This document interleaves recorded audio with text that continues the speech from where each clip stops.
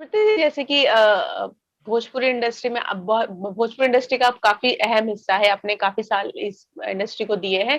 इन दिनों रवि जी ने एक मुहिम चलाई है भोजपुरी में जो अश्लील गाने बनते हैं, अश्लीलता जो दुर्अर्थी शब्द होते हैं, उसको लेकर उन्होंने एक मुहिम बनाई है। उसके लिए उन्होंने आगे उन्होंने मतलब बातें की है कि इस तरह के गाने नहीं बनने चाहिए। उन्होंने दर्शकों से भी अपील की है। आप क्या कहना चाहेंगे इस बारे में? अफकोर्स मैं तो चाहती ही हूँ कि भोजपुरी का नाम अ, भोजपुरी में रहने वाले लोग ही रोशन कर सकते हैं। कोई जी। बाहर से नहीं आएगा भोजपुरी की स्थिति को सुधारने के लिए। तो ये बीड़ा हमारा ही है और हमें इसे सीरियसली लेना चाहिए।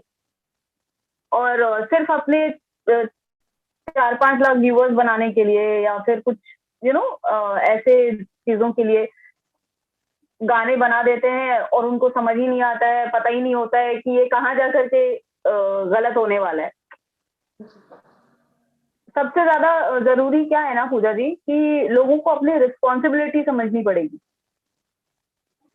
यहाँ मैं एक बात बोलना चाहूंगी कि यहाँ पर लोग पता नहीं, अभी ऐसा माहौल हो गया है कि लोग अगर मुझे आपसे कोई शिकायत है तो वो मैं आपसे सामने बात नहीं कर रही हूँ, मैं उसके लिए गाना बना रही हूँ।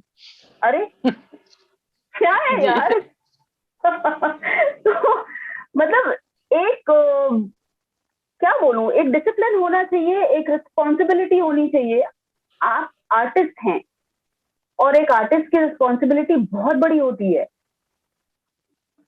आप किसी को कोसने के लिए या किसी को गाली देने के लिए गाना बना रहे हो यार।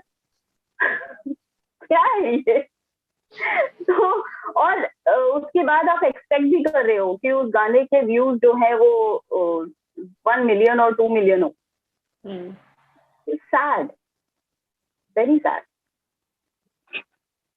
जी। तो कुछ कहना चाहेंगे जो जो आर्टिस्ट इस तरह से भोजपुरी इंडस्ट्री के होते हुए भी इस तरह से जो कर रहे हैं, उनको कुछ कहना चाहेंगे, उनको कोई सलाह देना चाहेंगी आप? मैं तो बोला ही कि आप रिस्पॉन्सिबिलिटी अपनी उठाइए, बिकॉज हम अगर ऑडियंस ने हमें चुना है।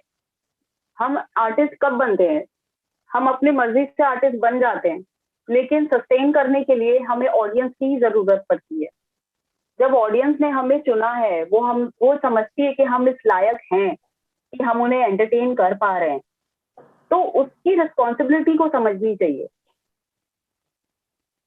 आप जब भी कोई एक स्पेशलाइजेशन आप करते हो ना, किसी भी फील्ड में हो, then that means you are a chosen one. आपको वो रिस्पॉन्सिबिलिटी लेकर चलनी पड़ेगी, आप चाहो या ना चाहो। आपको चलना ही पड़ेगा उस रिस्पॉन्सिबिलिटी को लेकर। अगर आप नहीं चल रहे हो तो देखो फिर क्या हो रहा है। जी।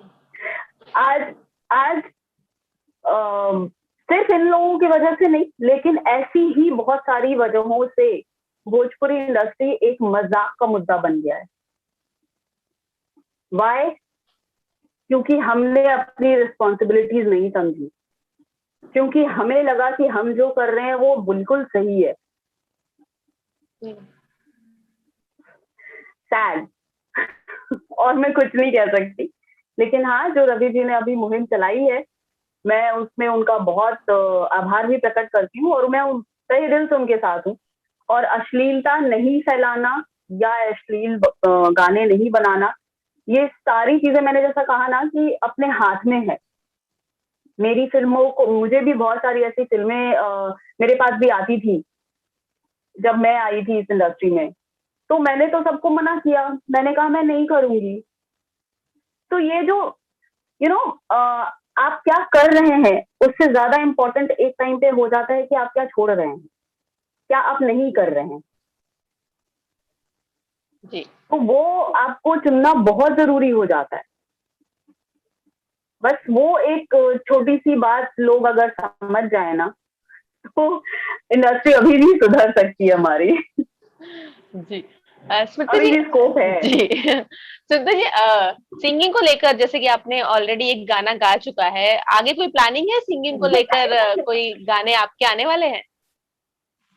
कोई हाँ, प्लानिंग चल आने रही है? वाले हैं, लेकिन वही बात है ना कि अभी लॉकडाउन को लेकर के मैं भी थोड़ा सा अपने चीजों को लेकर थोड़ा पीछे हट गई हूँ।